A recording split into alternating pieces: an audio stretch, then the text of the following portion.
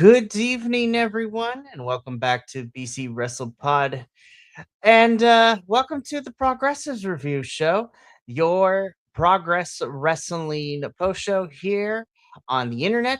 My name is Mikey, and I will be rocking this show solo tonight as I am here to cover chapter 194 Super Strong Style 16. The 2-day tournament is back and twice the fun, as not only will we have a men's tournament. This is the first ever women's Super Strong Style 16 tournament.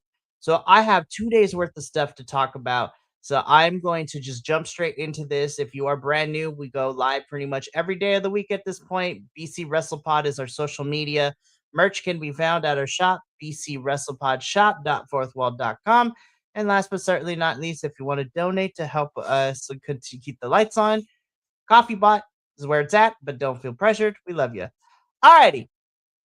I have 18 matches to talk about because this was a 2-day event, and I have lots of things to say. Um,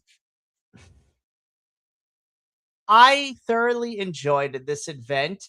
I thought the wrestling was really good, but damn, Progress, you really need to fix your freaking audio and video issues. The production is always what's holding you guys back. And because have your shows at the Electric Ballroom every single time, you guys need to fix it. And it's really hard for me to want people to continue to watch you because the production is so bad, especially here when we had video freezing during the show, which is absolutely crazy. But that's the only time I'm going to bring it up. But in the this is the only time I'm going to bring it up to this extent. But let's just get into it because I thought the wrestling, the action was phenomenal, and I'm very interested to see where we're going with our winners. But we'll get into that when we get to day two. But let's kick off things with day one. Again, I'm going to speed round this. It's going to be a short review because I'm tired. I just came off of another review, so let's get into it. So day one, match one, it was a quarterfinal match where we saw Mr. Jay Joshua taking on Simon Miller. So Jay Joshua is a current Rev Pro champion, and he is here for the Progress Super Strong Style 16 tournament. Um, so I was excited. Jay Joshua was really good. I like Jay Joshua, and he was being accompanied by Nico Angelo of Diamond Eyes. This was the show opener. Simon Miller is everyone's favorite. But yeah, like I said, this match was the show opener, and immediately the production fell apart. Picture froze for 5 minutes at the bell, while commentary continued to talk, which was super frustrating. And production finally caught it about 5 minutes and 15 seconds into the match. When we got it back, it's Jay Joshua hits a flying headbutt with Simon Miller firing back with the spear for a near fall. We get a combination of a German suplex and a decapitating clothesline for a near fall. Simon Miller has Jay Joshua nearly beaten. Jay Joshua avoided the finishing lariat and locked in the Matacon, which is the real naked choke, making Simon Miller pass out. And the match is over via ref stoppage. So Jay Joshua moves on to the semifinals. Um, Honestly, this match definitely was designed to give Miller a strong send off, and he got applauded back in the locker room. And it's just frustrating because of the fact that the video froze for a good chunk of this match, and I don't understand why Progress is still having issues, but whatever.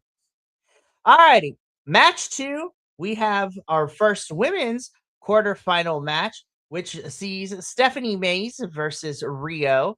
So Stephanie Mays is a WXW regular from Germany, and she is dressed like a shoot fighter. So she was wearing a plain black top and wearing cornrows. And Rio, of course, going into this tournament is the tournament favorite, and she is a current Progress Women's title contender with all the storyline momentum from her arc with Alexis Falcon. So this is the best friends turn bitter rivals, with Falcon being the current women's champion. And while video was working for this match, the sound kept dropping in and out. So production was still struggling during this point.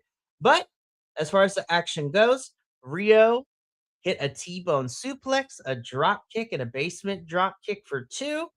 Mace hits a basement drop kick to send Rio to the floor to regroup. Rio went after Maze's left leg with a dragon screw leg whip, kept it grounded. Maze suplexed. Maze also hit a stiff Claymore kick with a back suplex for a near fall. Maze even used her injured leg as offense, defiant despite the legwork. And Rio hit a power slam, a headbutt, a neck breaker over the knee, and then a package pile driver for the win. Rio moves on to the semifinals. Obviously, the result was predictable for this match, but honestly, I felt like Maze impressed in defeat. Rio sells her left arm injury throughout the tournament, building injury accumulation that will pay off later in the brackets. Here is where we get the announcement that Chapter 195 will be Wonder Brawl 2, which is scheduled for June 7th at the O2 Ritz in Manchester, which then leads us into our third match, Charles Crowley versus Elijah Bloom. Um, Charles Crowley wins. This was a fun match. We had the balloon spot. This was fun. Charles Crowley wins with the springboard cutter. And honestly, I feel like this was the first true upset of the night. I was I wasn't expecting Charles Crowley to make it farther than the semifinals, but I'm glad he did. And he did beat um, Elijah Blum here. And I thought this was a fun match. I really did. Again, I'm going to go through this really quickly because this is a lot to talk about by myself. Match number 4, women's quarterfinal, LA Taylor versus Shotzi Blackheart. This was a lot of fun. This was really good. Shotzi wins via a top rope senton, advances to the semifinals. I thought this was a strong showing from LA Taylor. And honestly, I feel like she might be getting more progress dates based on this performance alone. Shotzi advances cleanly. And the only thing I have is I wish this match got more time because we only got 8 minutes and 53 seconds. Match number 5, men's quarterfinal match, Spike Trevay versus Peter Tiania. Tiania is another WXW guy, which I love. Spike Trevay is obviously Progress as one as top talent. And this actually was probably my favorite match of the entire day one out in terms of like the tournament matches. I think this was my favorite tournament match. Um, Spike Gervais wins via a Tower of Silence and advances to the semifinals. Definitely, like I said, best match of day one's quarterfinals. This nonstop action. Tiani came out looking like a star in defeat with this one. And I honestly think that Spike might be coming after the men's championship down the road at some point. And it should be noted that at this point in the tournament, that all the WXW talent was officially eliminated in terms of the men's tournament. So that was crazy. We get our 30-minute interval, and then when we come back, we get into match 6, which is a women's quarterfinal match. This is Giselle Shaw versus Sky Smithson. So originally, this was supposed to be Giselle Shaw got a bye because the qualifier match was supposed to be Giselle Shaw versus Billy Starks, but that match did not end up happening. And so Giselle Shaw was going to face Sky Smithson. I have missed Giselle in Progress. She is a really fun heel. But I love Sky Smithson too. She's also wrestling over at Pro Wrestling Eve, which I love. This is a really fun match, but Giselle Shaw wins via a running knee. This match was shorter than I expected, but I'm glad that Shaw was established as the top heel, and it's gonna be great. She is definitely the one to beat in this tournament in terms of the heel side. Alrighty, we get a match. Well, we get an announcement that at Wonder Brawl 2, we are gonna get Mr. Bang Bang Sosa himself, Ricky Sosa, will be competing at Progress Chapter 195, Wonder Brawl 2. And the Young Guns will also defend their tag team championships at the same show. Backstage, Simon Miller and Car Noir had a face-to-face backstage. Miller said something, but again, the audio was inaudible due to production issues I couldn't understand. And Noir left without saying anything. Damn it, Progress. You gotta fix this production. Seriously. Alrighty. Match number 7, men's quarterfinal. Charlie Sterling taking on Leo Rush. I love the Blackheart character. I think it is fun stuff. This was really, really fun to watch. Charlie Sterling wins via a tainted feet on the ropes roll and advances to the semifinals. Um, Post match, Warren Banks, the commentator, threw water on Sterling from his bottle as Sterling was leaning. Payback for Sterling's cocky attitude. And yeah, this is going to be fun. So, Charlie Sterling moving on to the semifinals. Here we get chapter 197 entitled Ballroom Blitz, announced for August 31st at the Electric Ballroom. So, that's going to be fun. Alrighty, we got to keep this rolling. Match number 8, women's quarterfinal match: Kanji versus Holly Barlow. Originally, this was supposed to be Kanji versus Emerson Jane, but Jane pulled out injured. So Holly Barlow was elevated to the spot. This was cute. The crowd loves Holly, but let's be real. Kanji wins with the Kimura Hammerlock submission at 13:55. Honestly, this is Holly's best match in progress to date. Kanji definitely helped her up post match and raised her arm, mutual respect. And honestly, Kanji and Rio established themselves as the tournament MVPs for the women's on day 1. Alrighty, main event time of day 1. No DQ match for the Progress World Championship. Cara Noir challenging our champion man like Derice. My God, this was such a fun match. 31 minutes and 46 seconds. Cara Noir via a package pile driver onto chairs ends man like Derice's reign at 251 days. This was an iconic match. Definitely really good. This was crazy. Um, I'm excited to see where Cara Noir goes as champion, but I'm excited to see. I would not be surprised if we run back Spike Treve versus Cara Noir round 2. Alrighty. So here are my takeaways for day 1 before I get into day 2. Day 1 this year definitely was better than day 1's matches last year. There was better matchups, better time distribution. The women generally outperformed the men, which I love to see. The MVPs for me on day 1 were Rio and Kanji for the women's tournament.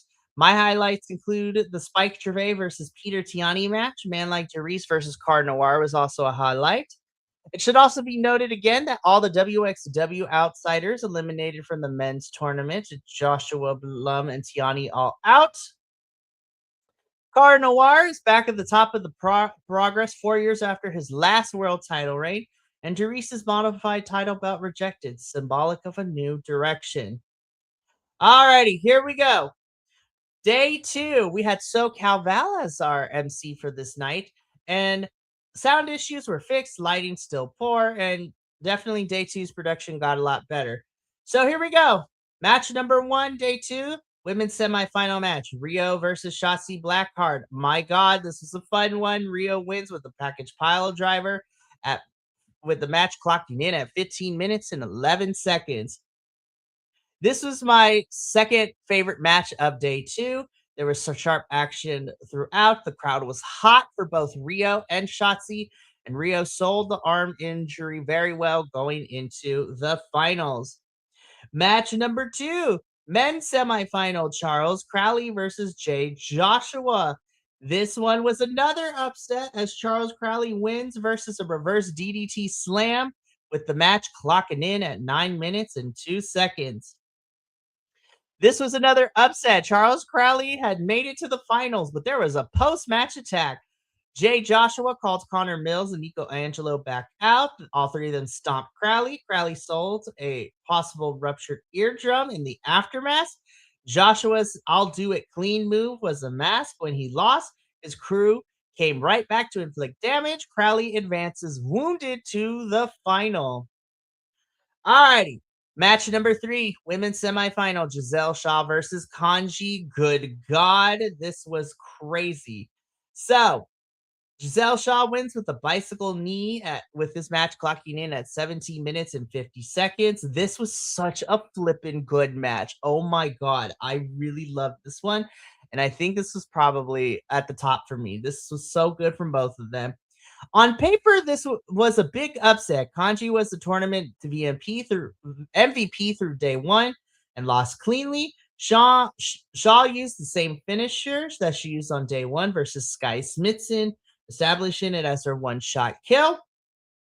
Kanji exits the tournament to be reckoned with. She'll be back in the title picture before you know it, in my personal opinion.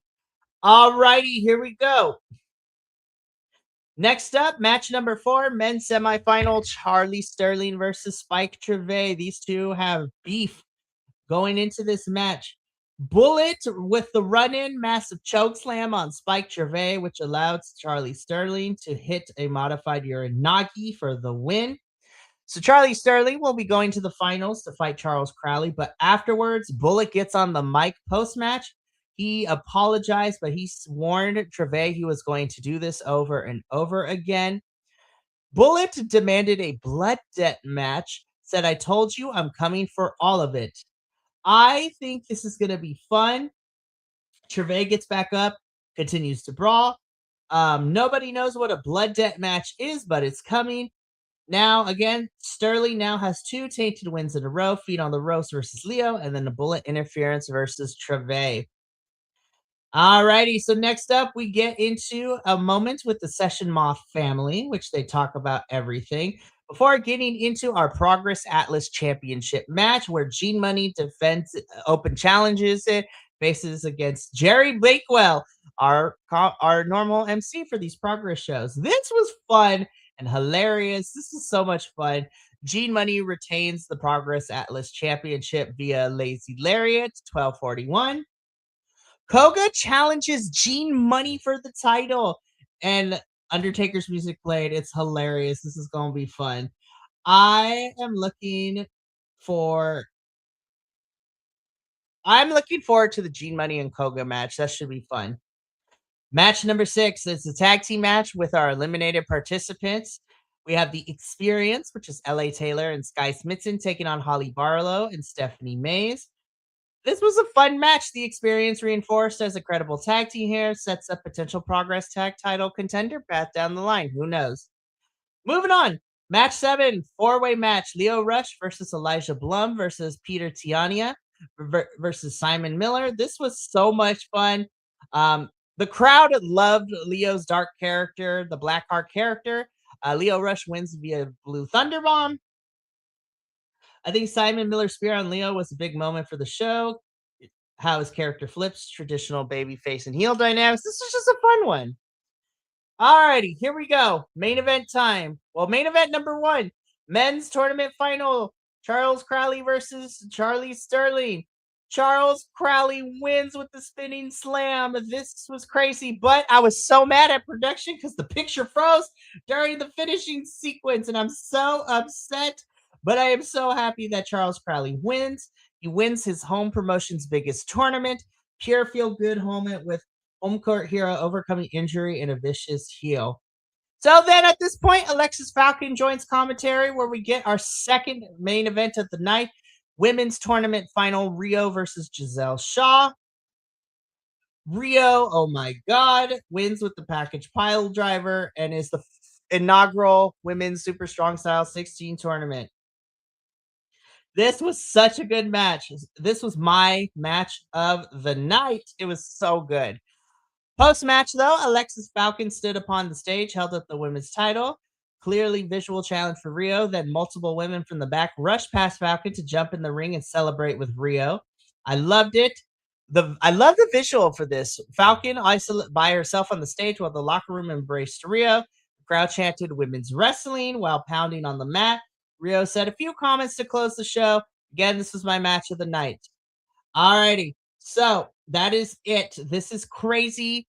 So now that is the end of Super Strong Style 16. I feel like that the matches themselves are fantastic. I was introduced to really some fun talent, but gosh dang it, Progress, these production issues need to get it together because it's like we're slowly going down. I will still watch you and love you, but we gotta fix production, y'all.